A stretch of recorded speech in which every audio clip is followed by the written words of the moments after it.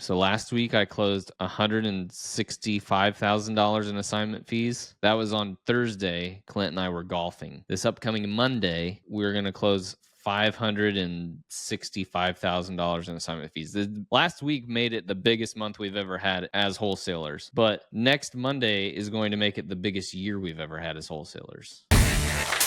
And it's already the biggest year by Monday? It By will next Monday in Monday will August? make it the biggest year, yeah, in August. So it's twice as big as your other year because it's only the 8th month. I We're wouldn't only say halfway twice, through. but we've outperformed any year that we've ever had Oh, to this point so far. for the Yeah. year. We could stop Year to on date. Monday. We could stop and we'll have done better than any year previously. That's what I'm saying. And you're only halfway through the year. Yeah, we have plenty of time to So, completely destroy any number we had. okay. Is it profit numbers or number of deals or revenue numbers? That is our total profit number. I mean, we're going to be well over 400 profit on this deal. One deal in St. Joe? Yes. I mean, it's not one house. It was a package deal, which made it more successful than any other ones. It was a total of How many 21 houses? houses. 21 houses. So, Yep. what kind of condition were these houses in? Most of them were all rented. So this is a portfolio sale. Most of them were rented. There's probably in the portfolio, there's 3 or 4 that were vacant. But those were also like decent shape. You weren't starting off with anything horribly low. But when we got this package deal, the instinct I think for a lot of people was like, okay, we got this deal now, foot off the gas pedal. But like I got the deal and then passed it over to Clint and Megan, my TC, and then I went out and started doing more acquisitions. So in addition to the 21 that will close, I also picked up 4 other deals, which just further escalated how successful August was going to be. Well, how is working this deal with the portfolio in comparison to doing a single house? Oh, way more A lot of more complicated. inspections. You got to check all that stuff out, right? You got to have rent rolls for everybody. You got to do an inspection on every house.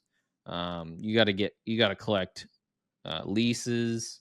You've got to collect contact information for everybody. Like there's so many more things to get, but we have an SOP that walks us through like, what do you need? If it's rented, what do you need to get? And you have to get it to the title so that they can make sure they get all of this stuff on the balance statement for closing. Because if there's a deposit that the customer or that the tenant paid, that needs to be on the settlement statement to go to the new owner. So all of those things, like thankfully we've been prepared. Of course, we've done this a number of times over the years, but we've never done it at 21 all at one time. So there was a lot more work involved on this, but I've got a great team that I could pass a lot of that off to, so I could still focus on going and getting more acquisitions as if that one deal which brought 21 properties with it was just one deal. Go and get others and not get the parachute effect. Like, oh, cool, pull the parachute and slow everything down. No, just keep going, keep staying consistent because consistency is what leads to success in everything, I think. I mean, I'm not a professional golfer, but I know that the more I golf, the better I get. And you could probably speak to that in racing too. The more laps you do, the better you get, more comfortable you get. So, Well, yeah, it's like training. The more walking a toddler does, the better at walking they get, right? And then you get to a certain point and it you're doesn't fairly work like decent that at with walking. toddlers. Sure, it does. I'm just kidding. So, what kind of earnest money deposit did you put on this 21 property portfolio? $0. Was the seller in distress? Yes, there was a level of distress. This actually came from we had sent this person multiple postcards, and they live in Chicago, and so they um, aren't here to see all of these properties. And the way that this happens is they partnered up years ago with a friend, bought all these properties, and then that business relationship fell apart. And so they were stuck with all of these properties, and they didn't have anybody here really taking care of them. So he hired a property manager, um, which I don't know how he vetted him, but that's where everything was falling apart, was with this Mm. property manager, because a lot of the rents that they were collecting weren't making it to him. Um, and they Was would, he collecting it in cash, or how did that happen?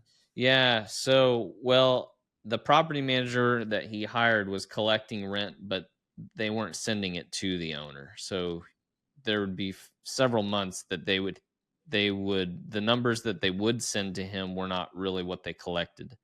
That's what I'm Um, saying. Was the property manager collecting it in cash? Probably, Because how yeah. else could this happen? It would just go straight to your bank account from your Yeah, a rent lot of collection these were account. probably cash payments, and the ones that Yeah. weren't were probably what was being sent to him. Yeah, that doesn't Um, surprise me. Common in lower, like, it's common in smaller cities, smaller towns, lower price rentals, right? yeah, Like that it's just cash based.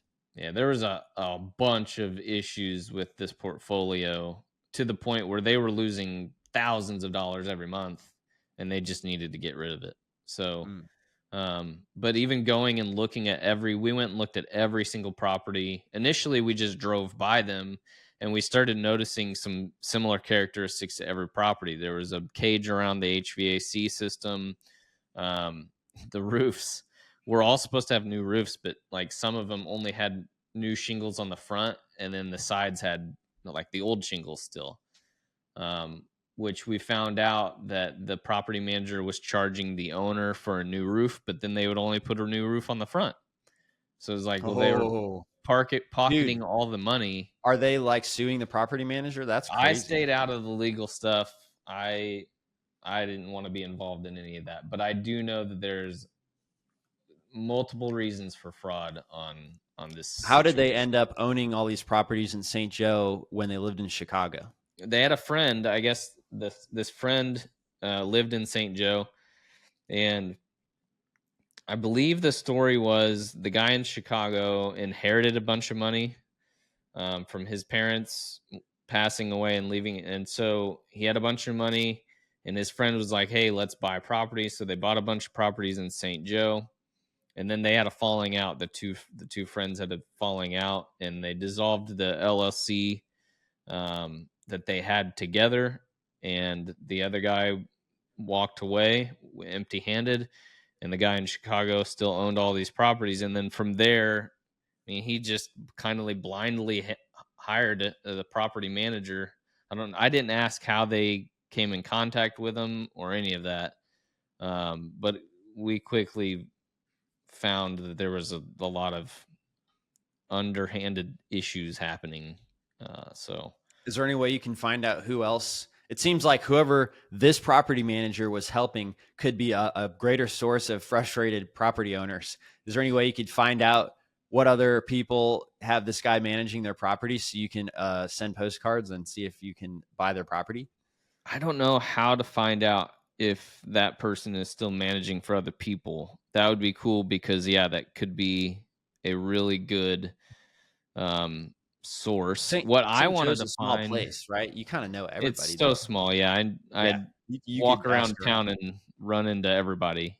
Yeah. That's why I don't go out in public. I send Megan to do all of the shopping. Nobody sees her, and they all see me, and it's like, I hate being seen. So So anyhow, what's the average price? You said you're making 400,000. Um, that's a pretty big assignment fee. I think our assignment fee total is 565. That's huge. That's a massive. It's huge. Our average, I think, was about 15 to 20 per deal. Wow. Wow. Nice.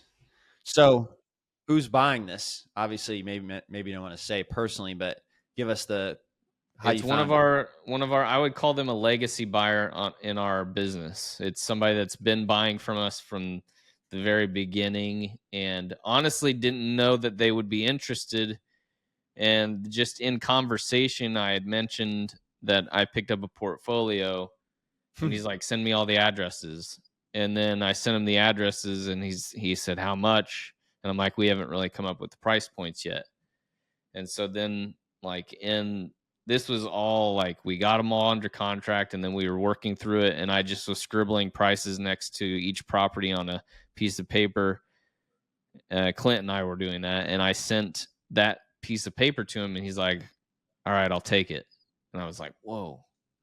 I did not expect this individual to be the one that was buying the entire portfolio, but then he Yeah. did. So, Well, it's a great way to bring stuff up, whether you're raising money or whether you have got a big deal. Or I'm thinking of going to conferences 8 years ago when I had first, started DealMachine. I used to kind of approach the conversation in a tense way, knowing that I had something to sell them, mhm. and you could feel that energy, and people don't want to talk to you when you're like that. So a lot of those conversations get ended shortly, and then your confidence is gone. But if you're just like, oh yeah, we're picking up a portfolio, and tell people what's going on in your life and your business. If they're interested, they'll naturally be like, "Tell me more about that," and then it's so natural, right? That's great. Yeah, I find that in with experience, like in sales in general, I've always found that it's if you can drop the salesy approach to any of it, you're going to have more success. If you just approach it in a, a conversation, but you can't show your cards that you're trying to get people to buy it, you Yeah. know? So I could give a bunch of analogies like with shoes when I was selling shoes. People would come in specifically wanting a Nike running shoe. And along the way, I'd be like, "Oh, I've tried this shoe. Like I used to be an avid runner. I tried this shoe here, and I would get this insole, and it would feel so much better." And then all of a sudden, they would instead of wanting the Nike shoe, then they would want that shoe. And it was persuasive, but also like from my experience, this is what I was doing. And that's how the conversation on this property deal went. I was legitimately looking at which ones of these properties I was going to keep because we negotiated the prices really strong. And so as I was talking about it, he's like, "What are the addresses?" And then I gave him the address. He's like, "What? How much do you want for the whole thing?" And I'm like, "I don't want to sell the whole thing because I want some of them." And he's like, "Well, I want them all." And then it's like, okay, Well, you if already he's showed them all the addresses. Yes. yeah, if he wants them and he's going to offer to buy the entire thing, like I'll save myself as a buyer on future deals. Like if we are having a month that like we're having a hard time selling a deal, then I'll save myself to buy one of those deals. If he's going to take it all, that's how it'll be. And but even until he signed, I was a little reluctant. Like I wasn't sure if he was going to actually follow through. But then we sent the contracts and he signed all the contracts and then everything has just continued to push forward. And Monday we'll close on the deal. So did he give you an earnest money deposit to reserve these deals for him? Maybe I should know the answer to that question, but I don't. I don't know that Certainly he did. If it's locked up, it is locked up. how I much do you don't normally know. ask for on a deal? Generally, per property, we have a $500 minimum. Refundable Um, or non-refundable? it is non-refundable. We Right. we've had plenty of people back out for multiple different reasons to the point where it's just like we're not going to offer refunds anymore because if you put some skin in the game, and honestly, 500 is probably too low. However, there is a fine line of making it too high to where somebody's going to be like, "I'm not paying you $2,000 non-refundable," because if I go in and have an inspection done and the sewers collapsed, and you're telling me I can't get my money back, then you're going to renegotiate the price. Oh, you're not going to renegotiate the price. I wouldn't do that either. Like Yeah. as a buyer myself, I don't. If somebody told me I had a $2,000 non-refundable, I would say I'm not doing that. I'll do So 500. just to be clear, when you make a purchase agreement, you can get your earnest money back because you got the inspection period. But when you're Correct. the wholesaler and you're marketing it, you just do a hard line and say, if you're reserving this, you're given the $500 and it's non-refundable. You're Yep. providing pictures and videos, so they have some idea already, right? Yes, the good buyers though, or skilled buyers or experienced buyers are not going to be the ones that are throwing a fit. It's new buyers Right. that this is like their first or fifth deal.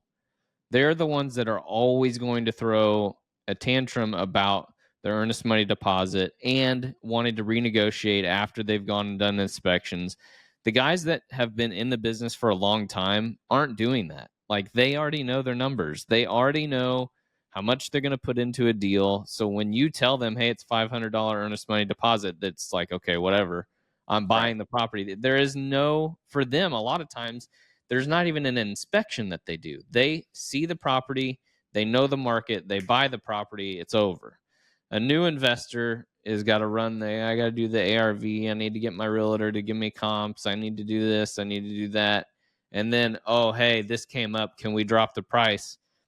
That's that's one of the things. So this is a good lesson for new buyers. Don't be that guy. Like get comfortable with your numbers so that you're not renegotiating, because what you're doing is you're really selling yourself out of a deal. Because if I'm a wholesaler and I come across you, I'm going and presenting that deal to these other guys that don't give me fits and know their numbers every time first. And if Understood. they don't want it, then I'm coming to you. So did you do it with 21 separate purchase agreements, or did you just list all 21 addresses on the same purchase agreement? So this was a lesson I learned in previous times. We've done packages before, but like 5 properties where we did them all in one. Well, then it's like, man, if I had that one separate, I could sell that one separate, or I could sell them all separate because I have one contract. I have to sell them all. So on this deal, we did a separate purchase and sale agreement on every single property. From the That get-go. way, from the get go, that way we had the availability to sell a couple at a time if we wanted to do that. And that's actually what we started doing. We sold out of the 21 total, we sold like 5 to a different buyer. And we were able to get more of an assignment fee because of where they were located. We picked and choose and got the best ones out. And then I was like, okay, I have these 15. And then I had lunch with this guy and he's like, send me the list. I want it. So, but yeah, we locked them all up under their own purchase and sale agreement. Why do you guys still assign instead of doing double close? Because this guy's gonna know you guys making. That's again another thing too, that you have to know who your buyers are. And you have to know, like, I have some buyers that you're never going to see what my assignment fee is because I cherish our relationship and I don't want you to feel uncomfortable with it. So I'm just not going to let you see it. There's other guys that it's purely a business relationship. They don't care what I'm making. And so that's just like it's been set from the very beginning. Like you don't care what the assignment fee is. You're not going to see how much I make and then feel like you have to hardcore negotiate me next time. But that comes in time. Like that's not something that just happens the first time you do a deal together. That's something that's been 5-6 years in the making of consistent deals to the point where they're like, I don't care, whatever you're going to make is fine. Yeah. But I do have some that I double close and I have some that I don't double close. Well, congratulations, first of all, on the biggest deal. What was the difference between, you said 512 and then 400 on the assignment fees? Which was it? What's the difference between After I pay everybody, that I'm left with the 4 something. Oh, After okay. Who's Clint is everybody? Your paid, team? after expenses are paid and all that, that's what Your I'll walk away with. your team. Yeah. Yeah. In And this total, is a great update from 2 weeks ago or 2 months ago when you let go of your acquisitions team and you personally did all the acquisitions, right? yeah, it's crazy how all of everything that has evolved has happened and how it happened. Uh, I've I've had to revisit that. It's like, man, we went from having a team to letting everybody except for Clint and my TC go.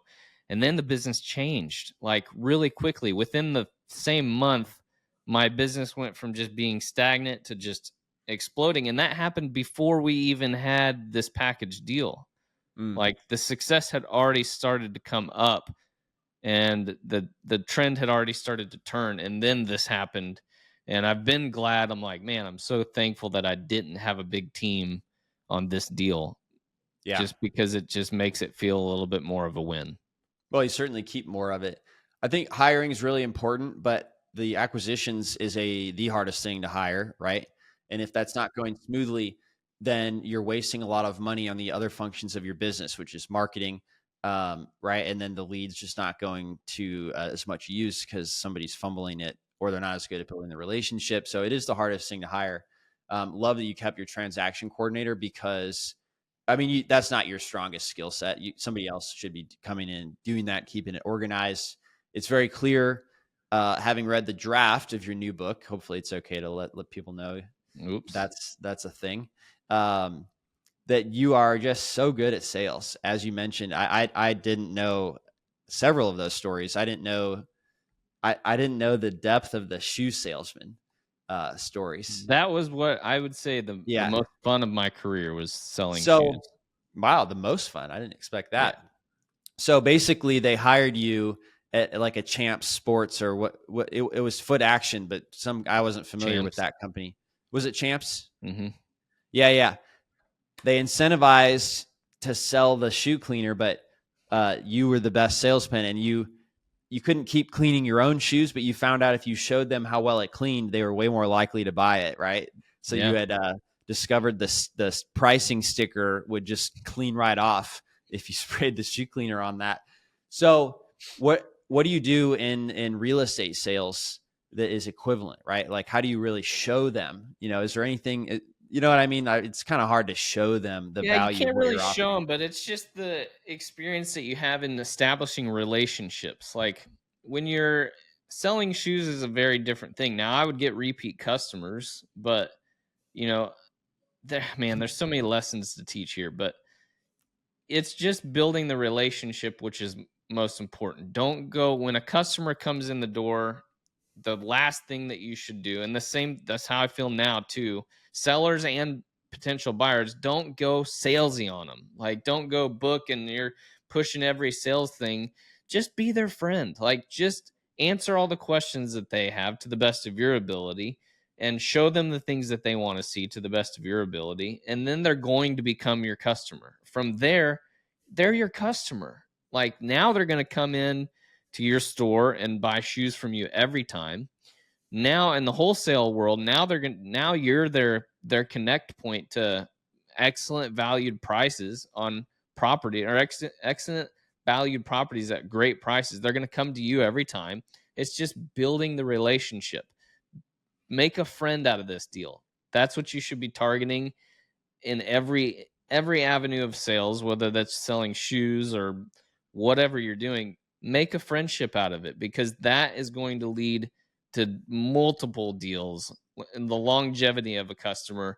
Instead of, like, you go salesman on them, you get them to take a crappy deal, but you make a bunch of money and then you walk away, they're never coming back, and your reputation is going to get talked about. Man, yeah, I bought a house from that guy, it was a dump. Don't ever do that. Yeah, Don't let people say that about you. Like, care about that, and that has to be cared for at the very beginning of what you're doing, okay? for If sure. you're selling shoes, like, don't yeah, that guy talked me up to the freaking Air Max 360. I didn't need that for run. That's not even a good running shoe, but he talked me into it. I'm not going back to Foot Locker. Like, dude, sometimes talking somebody down and getting them a cheaper thing makes you a little bit less money, but at the same time, they're coming back to you again because Yeah, they because it know that builds you're not trust. full of BS. Right. So, We'll leave that there. We'll talk more about it. And if you guys need one of those contracts to get 21 deals at the same time under contract, you'll be using this contract that I'm about to give you. If you want 21 separate times, we've got them at dealmachine.com/wholesaling contracts if you need one. And with that, Ryan, do you have anything else to say? It was a great update on how your business is evolving. I've got nothing. I am hungry. Me It's too. 12:21. Let's Time for go eat. lunch. I'll see you ya. later. Thanks, man. Bye, everybody. Thanks for listening to the DealMachine Real Estate Investing Podcast.